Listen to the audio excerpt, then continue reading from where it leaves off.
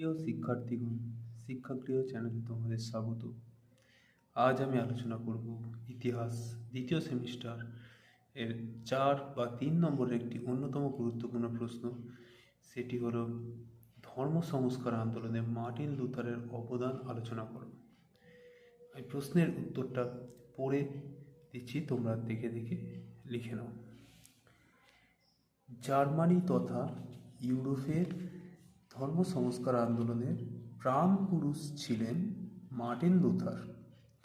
তিনি প্রথম খ্রিস্টান চার্চ ও পোপতন্ত্রের বিরুদ্ধে এক আন্দোলনের সূচনা ঘটান। 1600 শতক থেকে রিফরমেশন শব্দটি লুথারের নেতৃত্বাধীন আন্দোলনকে বোঝাতে ব্যবহৃত হতে থাকে। তো প্রথম পয়েন্ট হচ্ছে ইন্ডালজেন্সের বিরোধিতা। 1517 খ্রিস্টাব্দে যাজক টেটজেল সেন্ট পিটার্স চার্চ সংস্কারের অজুহাতে জার্মানির স্যাক্সনিতে যান। সেখানে তিনি পাপ মুক্তির ছাড়পত্র হিসাবে ইন্ডালজেন্স বা মার্জনাপত্র বিক্রি করতে শুরু করেন।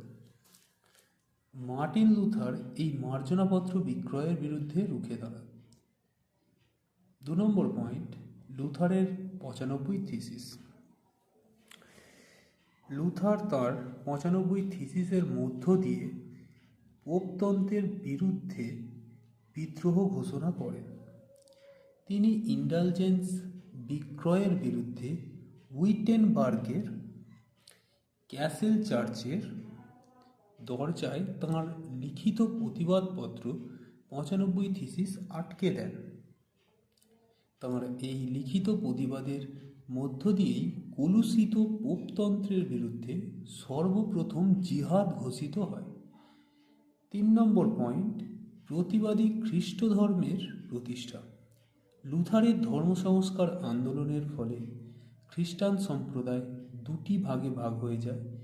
পোপতন্ত্র অনুগামী বা সমর্থকদের ক্যাথলিক এবং পোপ বিরুদ্ধকারী তথা লুথারের সমর্থনকারীগণ প্রোটেস্ট্যান্ট বা প্রতিবাদী নামে পরিচিত।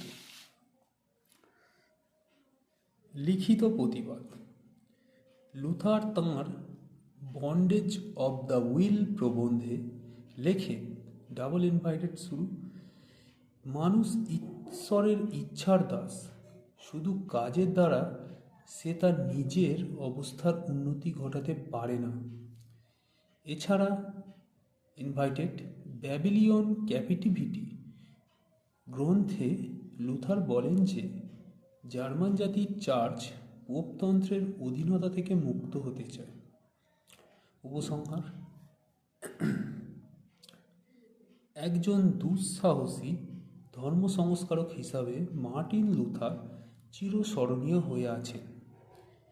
তিনিই প্রথম 1600 শতকে পোপতন্ত্র ও চার্চতন্ত্রের যাবতীয় অনাচার এবং দুর্নীতির বিরুদ্ধে সরব হন।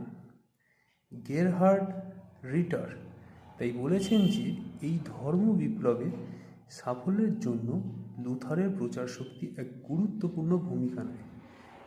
তো শিক্ষার্থীগণ, প্রথমে বলে রাখি, ধর্ম সংস্কার আন্দোলনে যে লুথারের যে অবদান, সেটা টপিকটাকে ভালো করে যদি বলা যায়, তো এখানে হলো যে লুথারের যে ধর্ম সংস্কার আন্দোলন হয়েছিল সেক্ষেত্রে গুরুত্বপূর্ণ ভূমিকা নিয়েছিলেন মার্টিন লুথার।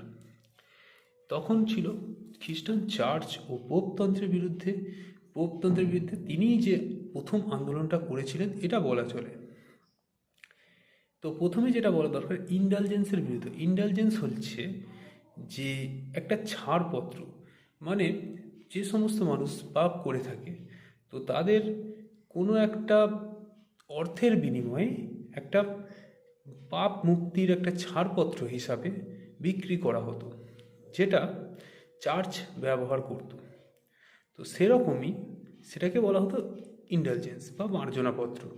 তো সেটাই 1517 খ্রিস্টাব্দে যাজক টেটজেল সেন্ট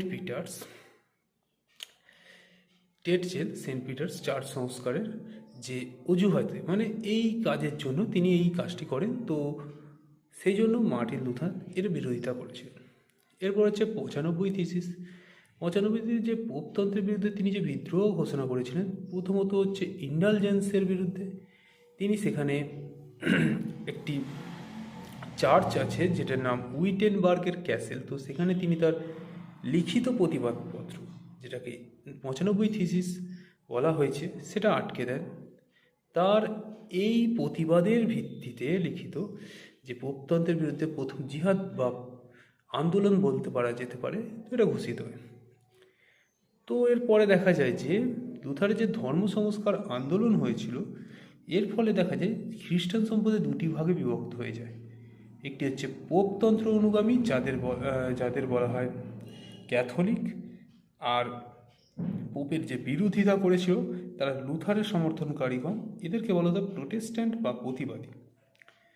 এছাড়া লুথার তার বন্ডেজ অব দ্য উইল প্রবন্ধে বলেছিলেন মানুষ ঈশ্বরের দাস, তা শুধু কাজের দ্বারা তার নিজের অবস্থার উন্নতি ঘটাতে পারে না।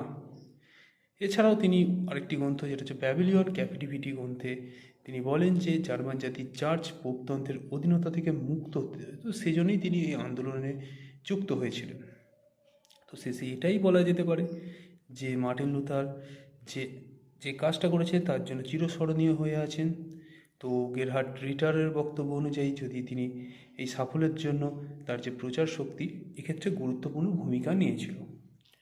তো আজকের ভিডিওটা এই পর্যন্তই। ভিডিও শেষ করার আগে একটা কথা তোমাদের বলে রাখি, যদি তোমরা কেউ অনলাইন ক্লাস নিতে চাও তাহলে ভিডিওর শুরুতে দেওয়া নাম্বারটিতে হোয়াটসঅ্যাপ করে দিও, আমি কন্ট্যাক্ট করে নেব। তো দেখা হচ্ছে পরের ভিডিওতে। ধন্যবাদ।